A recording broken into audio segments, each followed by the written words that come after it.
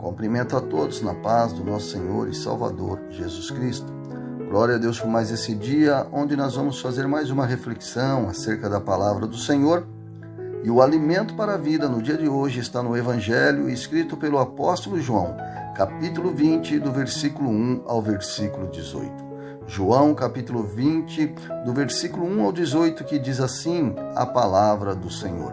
E no primeiro dia da semana, Maria Madalena foi ao sepulcro de madrugada, sendo ainda escuro, e viu a pedra tirada do sepulcro. Correu, pois, e foi a Simão Pedro e ao outro discípulo, a quem Jesus amava, e disse-lhes: levaram o Senhor do sepulcro, e não sabemos onde o puseram. Então Pedro saiu com o outro discípulo e foram ao sepulcro. E os dois corriam juntos, mas o outro discípulo correu mais apressadamente do que Pedro e chegou primeiro ao sepulcro. E abaixando-se, viu no chão os lençóis, todavia não entrou. Chegou, pois, Simão Pedro, que o seguia, e entrou no sepulcro e viu no chão os lençóis, e que o lenço que tinha estado sobre a sua cabeça não estava com os lençóis, mas enrolado num lugar à parte. Então entrou também o outro discípulo que chegara primeiro ao sepulcro e viu e creu, porque ainda não sabiam a Escritura que era necessário que ressuscitasse dentre os mortos. Tornaram, pois, os discípulos para casa, e Maria estava chorando fora, junto ao sepulcro. Estando ela, pois, chorando, abaixou-se para o sepulcro, e viu dois anjos vestidos de branco, assentado onde estava o corpo de Jesus, um à cabeceira e o outro aos pés. E disseram-lhe eles: mulher, por que choras? Ela lhes disse: porque levaram o meu Senhor, e não sei onde o puseram. E tendo dito isto, voltou-se para trás e viu Jesus em pé, mas não sabia que era Jesus. Disse-lhe Jesus: mulher, por que choras? Quem buscas? Ela, cuidando que era o hortelão, disse-lhe: Senhor, se tu o levaste, dize-me onde o puseste, e eu o levarei. Disse-lhe Jesus: Maria. Ela, voltando-se, disse: Rabone, que quer dizer mestre. Disse-lhe Jesus: não me detenhas, porque ainda não subi para meu Pai, mas vai para meus irmãos e dize-lhes que eu subo para o meu Pai e vosso Pai, meu Deus e vosso Deus. Maria Madalena foi e anunciou aos discípulos que vira o Senhor e que ele lhe dissera isto. Pai querido e Pai amado, em nome de Jesus, te agradecemos por mais esse momento e por esses versículos lidos. E peço a Deus que através desses versículos que foram lidos, o Senhor possa trazer ao nosso coração uma revelação direta do coração do Senhor ao nosso coração, em nome de Jesus, Pai, que a Tua palavra, mais uma vez, alcance o objetivo para o qual está sendo mandado, em nome de Jesus. Estamos vivendo na iminência de um dos maiores eventos e o mais esperado por aqueles que professam a fé na ressurreição de Jesus, o arrebatamento da igreja. Essa iminência é confirmada pelos acontecimentos atuais, pelos alastramentos de culturas antibíblicas e principalmente pela apostasia, que é o abandono da fé ou abandono da verdade. Muitos têm se afastado da verdade que é Cristo, perdendo a esperança das promessas descritas nas Escrituras Sagradas e revelada através do próprio pronunciamento de Jesus, conforme está relatado no Evangelho escrito por João, capítulo 14, versículo 2 e 3, que diz assim: na casa do meu Pai há muitas moradas, se não fosse assim, eu vos teria dito, vou preparar-vos lugar. E quando eu for e vos preparar lugar, virei outra vez e vos levarei para mim mesmo, para que onde eu estiver, estejais vós também. Esse texto que foi lido salta diante do meu coração com muita altivez, porque é uma passagem muito forte que trata exatamente da ressurreição de Jesus. E a ressurreição ela é a base da nossa fé, é o ponto mais importante que nos diferencia até mesmo de algumas religiões. E infelizmente o termo ressurreição tem perdido a sua essência e já não causa o impacto que ela deveria causar todas as vezes que fosse ouvida, principalmente nos ambientes cristãos, e isso não é um bom sinal. Pelo contrário, é uma demonstração de que as prioridades, com o passar dos tempos, foram sendo alternadas e que as referências bíblicas e históricas acabam se tornando apenas um pano de fundo na vida das pessoas, quando, na verdade, a ressurreição deveria ser um protocolo de vida para todos nós. E embora o texto que lemos trata literalmente da ressurreição de Jesus, temos que ter em mente que esta ressurreição não está somente ligada a uma promessa escatológica, ou seja, não está só atrelada às moradas que há no céu e que Jesus foi preparar para nós, mas que também está presente no nosso dia a dia, no modelo de vida e nossa vida espiritual. O apóstolo Paulo nos ensina em Efésios que nós não vamos ser, mas já fomos ressuscitados junto com Cristo. Olha o que está escrito em Efésios, capítulo de número 2, versículos 5 e 6. Estando nós ainda mortos em nossas ofensas, nos vivificou juntamente com Cristo. Pela graça sois salvos. E nos ressuscitou juntamente com Ele e nos fez assentar nos lugares celestiais em Cristo Jesus. Paulo está dizendo que estávamos mortos devido à origem pecaminosa, mas que no projeto espiritual fomos ressuscitados junto com Cristo e vivificados pelo Espírito. E estamos assentados nos lugares celestiais.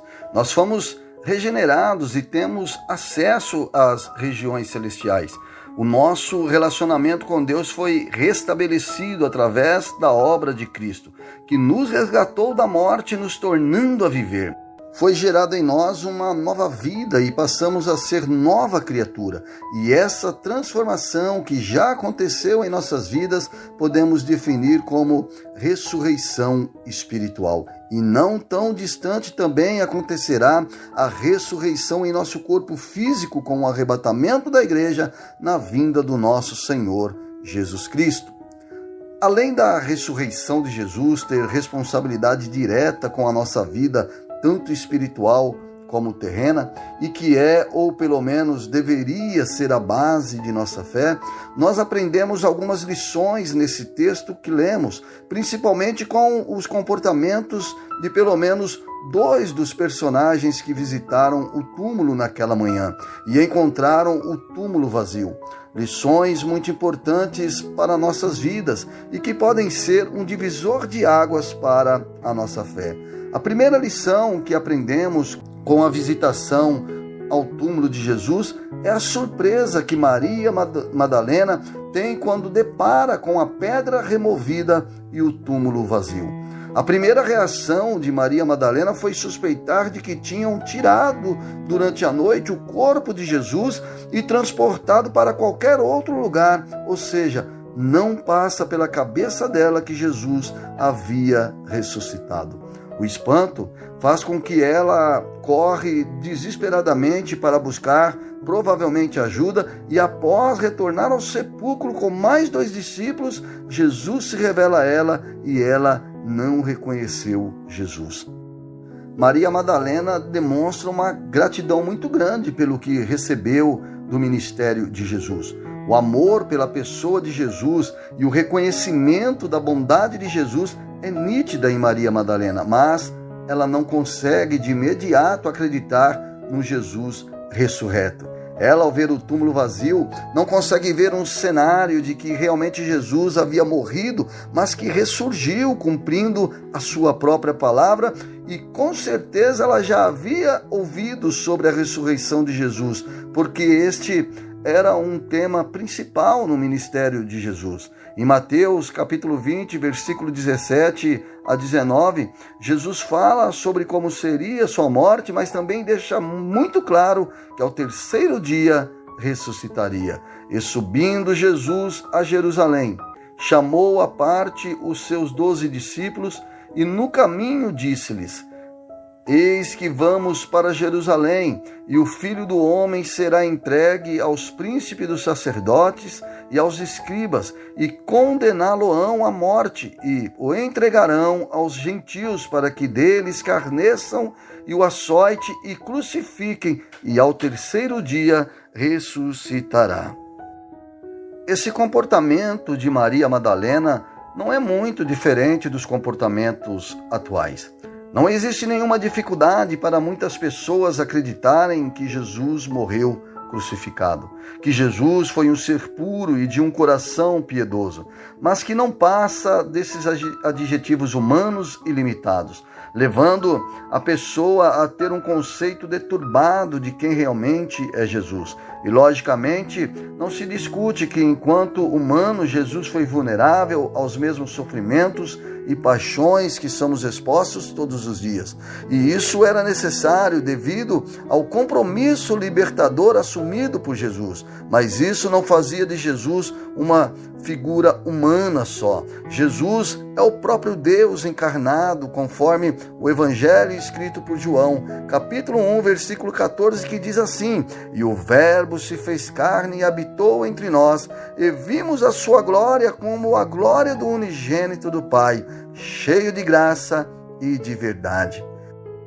E o nosso olhar não pode nem deve parar na ideia de um Jesus só histórico ou homem, mas deve transpassar qualquer inteligência que tenta explicar o contrário e chegar ao conhecimento de que Jesus foi um homem que habitou na terra, mas que também era o próprio Deus pela sua essência. A nossa fé em Jesus não pode chegar apenas até o sepulcro de Jesus, mas deve se substanciar em sua ressurreição. Ou seja, devemos definir nossa fé em um Jesus que sofreu as mais severas humilhações que um ser humano possa sofrer por causa dos nossos pecados, chegando à morte e morte de cruz, mas que no terceiro dia ele se revela através de sua ressurreição como não só nosso libertador, mas também como nosso salvador, que nos deu, através do plano da salvação de Deus, a vida eterna e o livre acesso ao Pai, nos tornando concidadão dos santos, conforme o apóstolo Paulo nos ensina em Efésios capítulo 2, versículo 18 e 19. Porque por ele ambos temos acesso ao Pai em um mesmo Espírito, assim que já não sois estrangeiros nem forasteiros, mas concidadãos dos santos e da família de Deus. Obviamente que Maria Madalena não deve ser alvo de nenhum julgamento por nenhum de nós, pelo seu ato de não acreditar que Jesus pudesse ter ressuscitado, mas que deve ser colocado em nossas vidas como um alerta para a nossa fé. A segunda lição que aprendemos está vinculado ao comportamento do discípulo, provavelmente o apóstolo João, que entrou no sepulcro e viu vazio e creu. O discípulo que estava juntamente com o apóstolo Pedro nos dá um exemplo brilhante de como deve ser nossa fé. Pelo poder da fé, trazemos à existência o que não existe. Em Hebreus 11:1, a fé é definida como o firme fundamento das coisas que se esperam e a prova das coisas que não veem. O discípulo, quando olha o sepulcro vazio, ele não se deixa ser levado pelo cenário natural que ali estava, mas ele traz à lembrança as palavras de Jesus quando a ressurreição do terceiro dia, e ele então acredita que Jesus não estava ali porque havia ressuscitado. Glórias a Deus! Essa fé que devemos ter. Não vemos, mas sentimos e acreditamos através do Espírito Santo que Jesus vive e por isso podemos crer no amanhã. Jesus vive em mim e vive em você se você quiser. Em Gálatas 2:20 está escrito que já estou crucificado com Cristo e vivo não mais eu, mas Cristo vive em mim e a vida que agora vivo na carne, vivo-a pela fé do Filho de Deus, o qual me amou e se entregou a si mesmo por mim. Glórias a Deus. Amém. E que Deus possa abençoar grandemente a sua vida através dessa palavra.